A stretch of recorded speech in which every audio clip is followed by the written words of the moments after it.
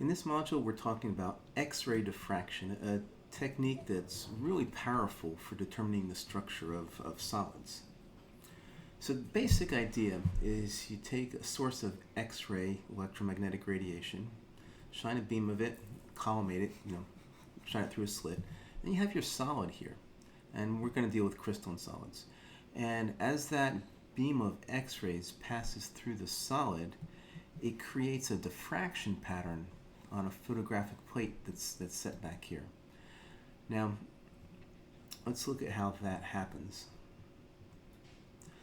As a wave of light, the X-rays, hits that crystal, if it hits the surface and bounces off, it would follow this top path. It would be reflected.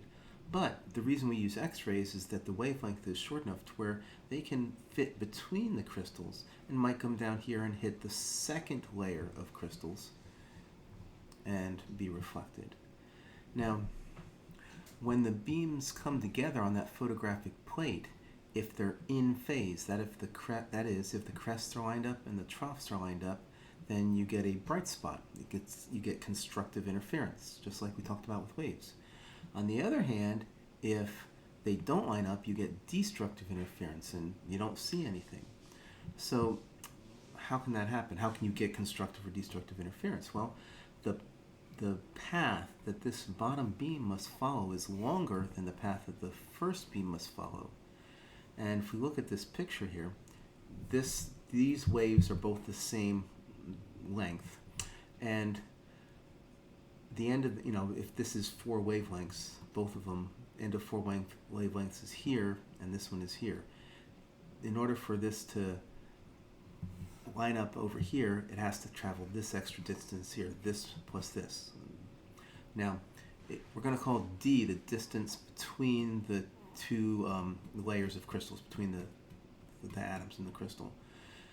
If we make a triangle here, what we can say is, using trigonometry, if you haven't had trigonometry, don't worry about it. But if you have, remember SOHCAHTOA, right? So this is sine of the theta times the hypotenuse, which is D, is equal to the opposite. In other words, D times the sine of this angle is equal to this distance here. And so in order for these two waves to line up, this distance here, which is 2D, must be some multiple of the wavelength of the X-ray radiation. So if that wavelength is lambda, and this is n is an integer, if n is 1, it's equal to the wavelength. 2d is equal to the wavelength. 2d sine theta is equal to the wavelength. 2 times wavelength would be 2d sine theta. So this is called the Bragg equation, and in it n is an integer. We'll usually just assume that it's 1. Lambda is the wavelength of the light, that's the X-rays that are hitting the crystal. D is the distance between layers. Theta is this angle right here. So let's use it. So let's figure out what angle we'd expect to have these X-rays reflected if their wavelength is 0.159 nanometers and the distance between layers in the crystal is 299 picometers. We're going to assume that n is equal to 1. Well, using the Bragg equation, n lambda equals 2d sine theta. Rearranging a little bit, we got sine of theta equals n times lambda over 2d. Remember we said n is going to be 1.